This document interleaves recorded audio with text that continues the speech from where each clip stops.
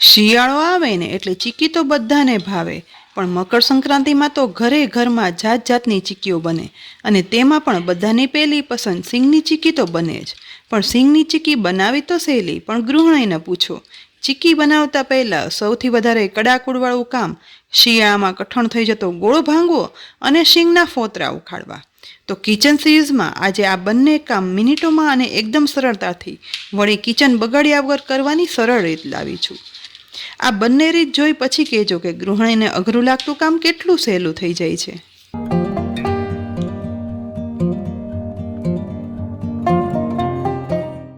સરળતાથી ગોળ ભાંગવા માટે અહીં મેં 1 કિલો ગોળની ભીલી લીધી છે. કોલ્હાપુરી ગોળ, દેશી ગોળ કે પછી ચીક્કીનો સ્પેશિયલ ગોળ, આ કોઈ પણ ગોળ શિયાળામાં તો એકદમ કઠણ થઈ જ જવાનો છે. આ ગોળ પણ તમે જોઈ શકો છો કે નોર્મલ પેકેટમાંથી કાઢ્યા પછી ચપ્પુ વડે ઇઝીલી કટ નથી થતો કે પછી ટુકડા પણ નથી થતા, એટલો કઠણ છે. ઓવનનો ઉપયોગ કરી ગોળ ભાંગવાની સરળ રીતનો વિડીયો મેં પહેલાં મૂકેલો જ છે અને હજી પણ આ વિડીયોમાં એ શોર્ટમાં તો હું તમને બતાવીશ જ. પણ હા, ઓવન ના હોય તો પણ સરળતાથી ગોળના ટુકડા કરવા માટે અહીં મેં ગેસની લો ફ્લેમ પર કુકર ગરમ કરવા રાખ્યું છે. કુકરના બદલે તમે એલ્યુમિનિયમ કે લોખંડની જાડા તળિયાવાળી કઢાઈ લઈ શકો છો. કુકરમાં તળિયે કંઈ જ ના ઉમેરતા નીચે ફક્ત આ રીતનું સ્ટેન્ડ ગોઠવવાનું છે. કુકર અંદરથી ગરમ થઈ ગયું છે, માટે હવે સ્ટેન્ડ પર આ રીતે ગોળની ભીલી છે ને તે ગોઠવી દઈશું. પણ હા, એ ચોક્કસ યાદ રાખવાનું કે ગોળ મૂક્યા પહેલાં કઢાઈ લો કે પછી કુકર તે અંદરથી ગરમ થઈ ગયેલું હોવું જરૂરી છે. હવે કુકરનું ઢાંકણ વાપરવું હોય ને તો આ રીતે કુકરની સીટી અને રીંગ કાઢી લઈશું અને ઢાંકણ આ રીતે કુકર પર ઢાંકી દેવાનું છે.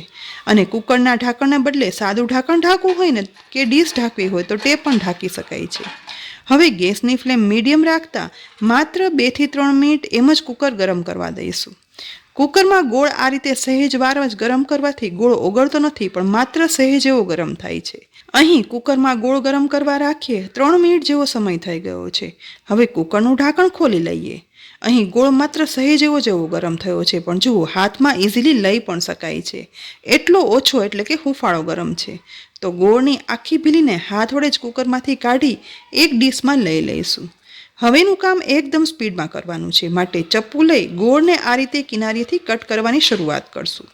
ગોળ માત્ર સહેજ જેવો ગરમ છે. ચપ્પુ વડે ગોળ જરા પણ જોર લગાડ્યા વગર સરળતાથી કટ થવા લાગશે અને ગોળની સ્લાઇસ અલગ થવા લાગશે. આ ગોળ ભાંગવામાં આપણે નથી વધારે જોર લગાવવું પડતું કે નથી ગોળ ભાંગવા માટે દસ્તો હથોડીનો ઉપયોગ કરવો પડતો. બસ મિનિટોમાં ગોળના ટુકડા ઇઝીલી થઈ જાય છે. અહીં જુઓ, લગભગ 1 થી 1.5 મિનિટમાં જ 1 કિલો ગોળના ટુકડા પતલી સ્લાઇસ જેવા ઇઝીલી થઈ ગયા છે ને એકદમ સરળ રીત ગોળ ભાંગવાની. ના વધારે જોર આપવું પડ્યું કે ના દસ્તો લેવો પડ્યો અને કિચન સ્ટેન્ડ પણ ખરાબ ના થયું. પણ ઘણાને એવો પણ પ્રશ્ન થાય છે કે સહેજ ગરમ કરેલો ગોળ છે તે લાંબો સમય સારો રહેશે?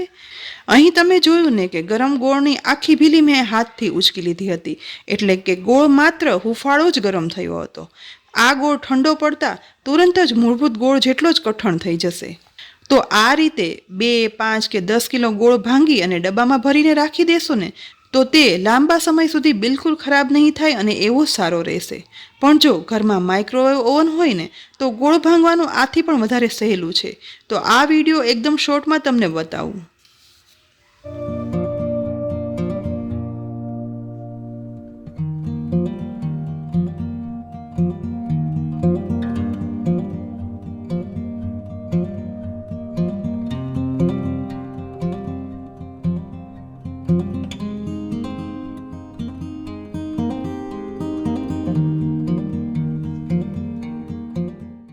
અહીં તમે જોયું ને કે માઇક્રોવેવ ઓવનના ઉપયોગથી એકદમ જલ્દીથી ગોળના ટુકડા થઈ શકે છે. આજે આપણે ગોળ ભાંગવાની 2 સરળ રીત જોઈ. આ એકદમ સરળ રીતથી તમે ઓછા સમયમાં એકદમ નાના ગોળના ટુકડા કરી શકશો અને નાના ટુકડા થઈ જાય ને એટલે ચીક્કી બનાવવા સમયે ગોળ જલ્દીથી ઓગળી પણ જશે. ગોળ તો ભંગાઈ ગયો, પણ સિંગની ચીક્કી બનાવવા માટે બીજું અઘરું કામ છે સિંગદાણાના ફોતરા કાઢવાના. તો આજે આપણે આ સિંગદાણાના ફોતરા કાઢવાની પણ એક નહીં પણ 2 સરળ રીત જોઈએ. આજે અહીં મેં 750 ગ્રામ કાચા સિંગદાણા લીધા છે.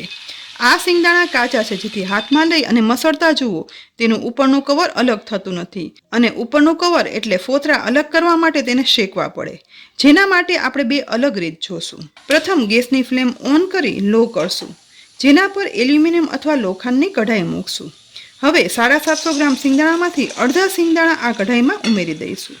બાકી રહેલા સિંગદાણા આપણે બીજી રીત માટે ઉપયોગમાં લેવાના છે। કઢાઈમાં ઉમેરેલા સિંગદાણાને આ રીતે સતત મિક્સ કરતા જઈ ગેસની લો ફ્લેમ પર શેકવાના છે।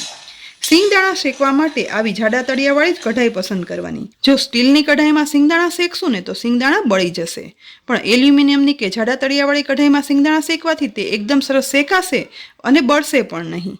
અહીં આપણે ગેસની લો ફ્લેમ પણ સિંગદાણા ત્યાં સુધી શેકવાના છે કે જ્યાં સુધી સિંગદાણાનો કલર છે ને ચેન્જ થયા વગર શેકાઈ જાય અને તેના ફોતરા પણ હાથ વડે ઉખડવા લાગે। આ રીતે સિંગદાણાને સતત હલાવી અને શેકતા લગભગ 4 મિનિટ જેવો સમય થઈ ગયો છે અને શેકાતા સિંગદાણામાંથી કેટલાક સિંગદાણાનું કવર છે ને ઉપરથી સહેજ ડાર્ક બ્રાઉન કલરનું થયું છે। હવે શેકાતા સિંગદાણામાંથી એક સિંગદાણો હાથમાં લઈ અને પ્રેસ કરતા જુઓ, તેના ફોતરા છે ને ઇઝીલી સિંગથી અલગ થઈ જાય છે। બસ સિંગદાણા આવા ફોતરા ઉખડી જાય તેવા શેકાઈ જાય ને એટલે ગેસ બંધ કરી દઈશું। હવે કિચન સ્ટેન્ડ પર થોડો જાડો એટલે કે થીક કિચન ટોવેલ અથવા કિચન નેપકિન પાથરી લઈશું। અહીં આ કિચન ટોવેલ છે ને એ થોડો વપરાયેલો અને ઘસાયેલો હોય ને તેવો લેવાનો। તેનું એક ખાસ કારણ છે જે આપણે વિડીયોમાં આગળ જોશું, પણ પાથરેલા કિચન ટોવેલ પર શેકેલા સિંગદાણા આ રીતે ઉમેરી અને ફેલાવી દઈશું અને આ જ રીતે સિંગદાણાને સાવ ઠંડા થવા દેવાના છે। લગભગ 5 થી 6 મિનિટમાં કિચન ટોવેલમાં સિંગદાણા છે ને હવે સાવ ઠંડા થઈ ગયા છે। હાથમાં લઈને જુઓ, જરા પ્રેસ કરતા આ રીતે સરળતાથી તેના ફોતરા ઉખડી જાય છે, પણ આપણે તો આટલા બધા સિંગદાણાના સાથે જ ફોતરા ઓછા સમયમાં ઉખાડવા છે, માટે કિચન ટોવેલ વડે જ આ રીતે સિંગદાણા કવર કરી લઈશું। કવર થયેલા સિંગદાણામાં ટોવેલનો બહારનો ભાગ એક હાથ વડે આ રીતે ટાઈટ પકડી અને પેક કરશું અને બીજા હાથથી આ રીતે કિચન ટોવેલ ઉપર પ્રેસ કરી અને સિંગદાણા મસળશું, જેથી શું થશે કે શેકેલા સિંગદાણાના ફોતરા છે ને તે સિંગદાણાથી એકદમ જલ્દી અલગ થઈ જશે અને પ્રેસ કરવાથી સિંગદાણાનો ભૂકો પણ નહીં થાય। અને કિચન ટોવેલ થોડો વાપરેલો જૂનો લેવાથી તેમાં ઘસાયેલા રેસામાં સિંગદાણા સહેજ જેવા પ્રેસ કરતા સિંગદાણાના ફોતરા છે ને તે સરળતાથી અલગ થઈ જશે, જે નવા ટુવાલ કે નેપકિનના સોફ્ટ રેસામાં નહીં થાય। માત્ર 2 થી 2.5 મિનિટ જ આ રીતે ટોવેલમાં સિંગદાણા પ્રેસ કરી અને મસળ્યા પછી હવે ટોવેલ આ રીતે ખોલશું। અહીં જુઓ, શેકેલા સિંગદાણામાંથી લગભગ 99% સિંગદાણાના ફોતરા માત્ર 2 થી 2.5 મિનિટમાં નીકળી ગયા છે અને સિંગદાણાના 2 ફાડા આખા રહ્યા છે। હાથથી એક સિંગદાણા ફોલવા કરતા છે ને આ એકદમ સરળ રીત સિંગ ફોલવાની। બાકી સહેજ એવા ચીપકેલા ફોતરાને બસ સહેજ એવા 2 હાથ વચ્ચે પ્રેસ કરશું ને તો રહ્યા સહ્યા ફોતરા પણ દૂર થઈ જશે। ફોતરા તો સિંગદાણામાંથી દૂર થઈ ગયા, પણ હવે ફોતરાને સિંગદાણામાંથી અલગ કરવામાં તો ફોતરા ચારે બાજુ ઉડી આખું કિચન પ્લેટફોર્મ અને ક્યારેક તો આખું કિચન ગંદુ કરે છે। તો આજે કિચન જરા પણ ખરાબ થયા વગર ફોતરા સિંગદાણાથી અલગ કરવા માટે એક આવું ઊંડું અને પોળું વાસણ લઈશું, સાથે આવો તળવાનો જારો લઈશું। જો આવો જારો ના હોય ને તો ઘઉં ચાળવાની ચાળણી અથવા હોલવાળું વાસણ પણ લઈ શકાય છે। હવે ફોતરા ઉખાડેલા સિંગદાણા કિચન ટોવેલમાંથી જારામાં સમાઈને તેટલા લઈ લેવાના છે અને આ રીતે પોળા વાસણમાં ચાળશું। માત્ર અડધી મિનિટમાં જ આ રીતે ચાળવાથી સિંગદાણામાંથી ફોતરા છે ને તે અલગ થઈ જાય છે, એટલે ચોખ્ખા સિંગદાણા છે ને તેને એક ડીશમાં કાઢી લેવાના છે। આ જ રીતે જારામાં સમાઈને એટલા સિંગદાણા લેતા જવાના અને ચાળતા જવાના। માત્ર વધુ 1 થી 1.5 મિનિટમાં બધા સિંગદાણાના ફોતરા છે ને તે અલગ થઈ જશે અને ફોતરા અલગ થયા પછી જારામાં ચડાઈ અને બધા ફોતરા ફક્ત પોળા વાસણમાં જ પડ્યા છે અને વાસણની આજુબાજુનું કિચન સ્ટેન્ડ ક્યાંય પણ ફોતરા ઉડ્યા વગર એકદમ ચોખ્ખું રહ્યું છે અને સિંગદાણા પણ ફોતરા વગરના ચોખ્ખા થઈ ગયા છે। અહીં ફોતરાથી અલગ થઈ આપણને એકદમ ચોખ્ખા સિંગદાણા મળ્યા છે અને સિંગદાણાનો દાણો પણ 2 ફાડામાં આખો રહ્યો છે। સિંગદાણા ઠંડા થયા પછી ફોતરા ઉતારી અને ચાળતા ટોટલ માત્ર 5 મિનિટ જેવો સમય થયો છે અને એકદમ સરસ સિંગદાણા ફોલાઈ ગયા છે ને એકદમ સરળ રીત સિંગદાણાના ફોતરા દૂર કરવાની। હવે આપણે જોશું બીજી રીત, જે સિંગદાણાના ફોતરા દૂર કરવાની એકદમ સરળ રીત છે અને જે લોકોના ઘરમાં માઇક્રોવેવ ઓવન છે। અહીં મેં માઇક્રોવેવ ઓવનની કાચની પ્લેટ લીધી છે। હવે 750 ગ્રામ સિંગદાણામાંથી બાકી રહેલા સિંગદાણા છે ને તે આ પ્લેટમાં ઉમેરી દેવાના છે।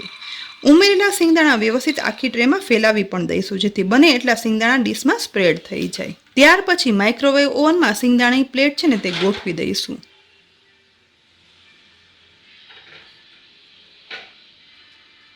માઇક્રોવેવ ઓવનનો ડોર બંધ કરી અને તેમાં 3 મિનિટનો ટાઈમ સેટ કરીશું।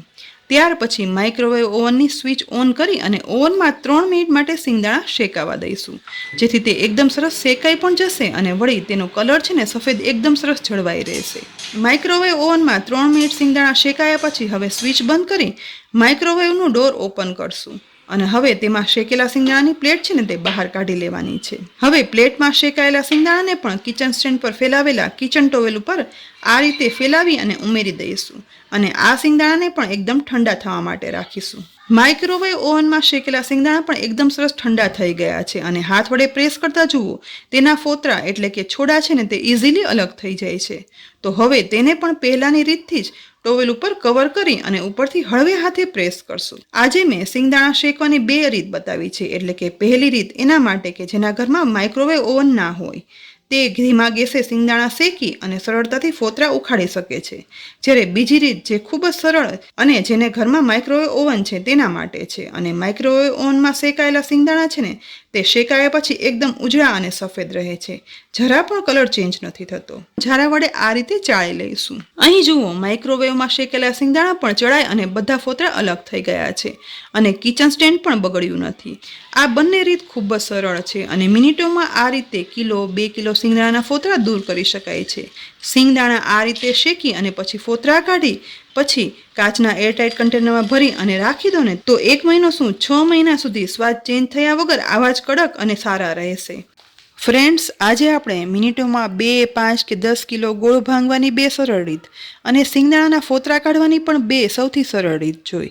તો આ મકર સંક્રાંતિ પર ચીક્કી બનાવતા પહેલાં 2 રીતનો ઉપયોગ જરૂરથી કરજો, તમારો સમય પણ બચી જશે અને સાથે કામ પણ જલ્દી થઈ જશે। અને આ વિડીયો જો તમને ખરેખર ઉપયોગી લાગ્યો હોય ને તો તમારા સગા સંબંધી અને ફ્રેન્ડ્સમાં જરૂરથી શેર કરજો, કારણ કે આ વિડીયો તેને પણ એટલો જ ઉપયોગી છે। સાથે જ આ વિડીયો જો તમને ખરેખર ગમ્યો હોય ને તો લાઇક કરી અને શેર કરજો, સાથે જ અમારી યુટ્યુબ ચેનલને સબસ્ક્રાઈબ કરજો અને અમારા ફેસબુક પેજને લાઇક કરી અને ફોલો કરજો, જેથી અનેક ઉપયોગી ટિપ્સના વિડીયો અને રેસિપીના વિડીયોના અપડેટ્સ તમને તુરંત જ મળી જાય। ફરી મળશું ઉપયોગી રેસિપી સાથે, ત્યાં સુધી આવજો।